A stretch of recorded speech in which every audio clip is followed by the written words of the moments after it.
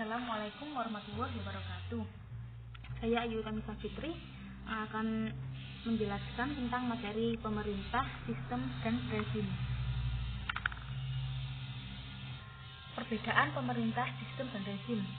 Pemerintah yaitu mengacu pada proses institusional, di mana keputusan kolektif yang biasanya dibuat secara mengikat di berbagai lembaga. Kemudian sistem. Sistem yaitu keterkaitan dalam keseluruhan yang kompleks, misalnya politik. Dalam hal ini keterkaitan dengan efeknya subsistensi dari sistem sosial, distribusi kekuasaan, kekayaan, dan sumber daya di masyarakat. Kemudian yang ketiga yaitu rezim. Istilah yang lebih luas yang mencakup tidak hanya mekanisme pemerintah dan lembaga negara, tetapi juga struktur dan proses di mana interaksi dengan masyarakat yang lebih luas atau besar. Kemudian yang selanjutnya adalah sistem klasifikasi. Sistem klasifikasi ada dua, yaitu tipologi klasik dan tipologi tiga dunia. Tipologi klasik yaitu pemerintah dapat dikategorikan dengan dua pertanyaan, yaitu siapa yang memerintah atau membuat aturan, dan siapa yang mendapatkan manfaat dari aturan atau pemerintah tersebut. Jadi tanpa diragukan lagi, sistem klasifikasi yang paling berpengaruh adalah yang dirancang oleh Aristoteles ini, atau tipologi klasik, yang ada pada abad ke-4 sebelum Masehi, yang didasarkan pada analisisnya terhadap 158 negara kota Yunani. Sistem ini mendominasi pemikiran tentang subjek selama kira-kira 2500 tahun ke depan. Tujuan Aristoteles adalah untuk mengevaluasi bentuk-bentuk pemerintah dengan alasan normatif, dengan harapan mengidentifikasi konstitusi yang ideal atau yang diharapkan, yang dianggap baik seperti itu. Kemudian tipologi tiga dunia. Ada tiga, yaitu dunia pertama adalah mengenai kapitalis, dunia kedua adalah mengenai komunis, dan dunia ketiga adalah mengenai berkembang atau negara-negara tersebut tidak maju. Jadi klasifikasi tiga dunia ini memiliki dimensi ekonomi, ideologis, politik, dan strategis. Rezim barat industri adalah pertama dalam hal ekonomi, di mana populasi mereka menikmati tingkat kemakmuran masa tertinggi pada tahun 1983. Negara-negara ini menghasilkan 63% dari produk domestik bruto. Rezim komunis adalah yang kedua, infosfer, karena mereka sebagian besar industri mampu memenuhi kebutuhan bahan dasar penduduk. Negara-negara ini menghasilkan 19% dari PDB dunia dengan 33% populasi dunia. Negara-negara yang kurang maju pada tahap ini, pada dunia kedua ini adalah Asia, Afrika, dan Amerika Latin. Kemudian yang ketiga adalah berkembang, yaitu artinya bahwa mereka tergantung secara ekonomi dan sering menderita luas kemiskinannya, mengalami kemiskinan yang luas seperti itu. Kemudian yang selanjutnya adalah rezim, yaitu rezim pada dunia modern. Rezim dunia modern ada 5, yaitu rezim poliarki barat, rezim demokrasi baru, rezim Asia Timur, rezim Islam, dan rezim militer. Rezim poliarki barat.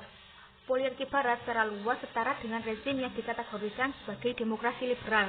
Jantung mereka adalah Amerika Utara, Eropa Barat, dan Australia. Rezim poliarkis dibedakan, Amerika Utara, Eropa Barat, dan Australia. Rezim poliarkis dibedakan oleh kombinasi dua fitur umum yang cukup untuk memeriksa kecenderungan sewenang-wenang pemerintah. Fitur kedua dari poliarki adalah bahwa peluang untuk berpartisipasi dalam politik harus cukup luas untuk menjamin tingkat responsif populer yang dapat diandalkan. Faktor penting di sini adalah adanya pemilu reguler dan kompetitif yang beroperasi sebagai perangkat di mana rakyat dapat mengendalikan dan jika perlu mengusir penguasa mereka. Jadi di sini suara rakyat sangat kuat, mereka sangat bebas. Dan dengan demikian dapat didefinisikan bahwa istilah poliarki dapat digunakan untuk menggambarkan sejumlah besar rezim di seluruh dunia, Semua negara bagian yang menyelenggarakan pemilu multipartai memiliki fitur poliarkis. Namun demikian, poliarki barat memiliki karakter yang lebih khas dan khusus. Mereka ditandai tidak hanya demokrasi sentatif dan organisasi ekonomi kapitalis, tapi juga oleh orientasi budaya dan ideologis yang sebagian besar berasal dari liberal barat. Kemudian, yang selanjutnya adalah rezim demokrasi baru. Yang paling menonjol, proses ini telah ditandai dengan adopsi pemilu multipartai dan reformasi ekonomi berbasis pasar. Beberapa peristiwa antaranya menurut Huntington, kelahiran 1990 pada tahun 1991, yaitu peristiwa tersebut terjadi pada tahun 1974. Ini menyaksikan Huntington menyaksikan penggulingan kediktatoran sayap kanan di Yunani, Portugal, dan Spanyol, mundurnya para jenderal di Amerika Latin, dan yang paling signifikan jatuhnya komunisme. Negara-negara ini adalah negara transisi atau sering diklasifikasikan dengan demokrasi baru. Dan demokrasi baru ini tidak hanya memiliki budaya politik demokratis yang berkembang, mereka juga menangani strain yang dihasilkan oleh kekuatan eksternal globalisasi serta perubahan internal yang cepat. Bukti paling dramatis dari kerentanan mereka adalah munculnya kembali angkatan bersenjata menjadi politik seperti yang terjadi dalam suatu peristiwa, yaitu dalam kudeta militer di Pakistan pada tahun 1979 dan di Thailand pada tahun 2006. Kemudian yang selanjutnya adalah rezim Asia Timur. Karakteristik rezim Asia Timur ini ada 3, yaitu orientasi mereka lebih banyak di sekitar tujuan ekonomi daripada di sekitar politik.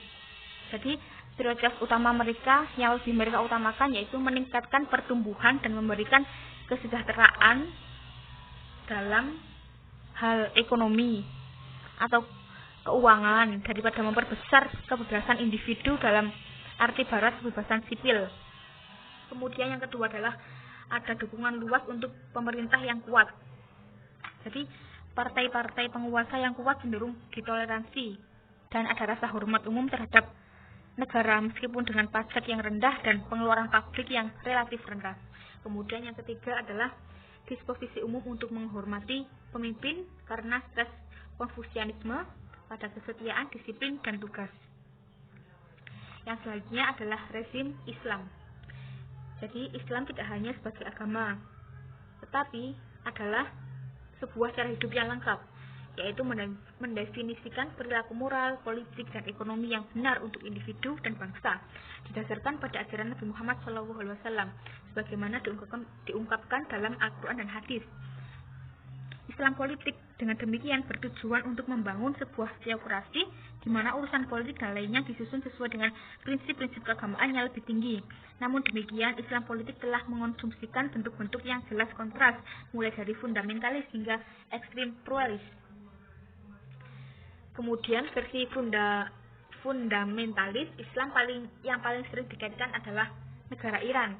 Sistem pemerintahan Iran adalah campuran kompleks dari teokrasi dan demokrasi. Kemudian ada contohnya lagi, yaitu negara Turki, yang mana Turki ini menawarkan contoh menarik dari hubungan antara Islam dan demokrasi.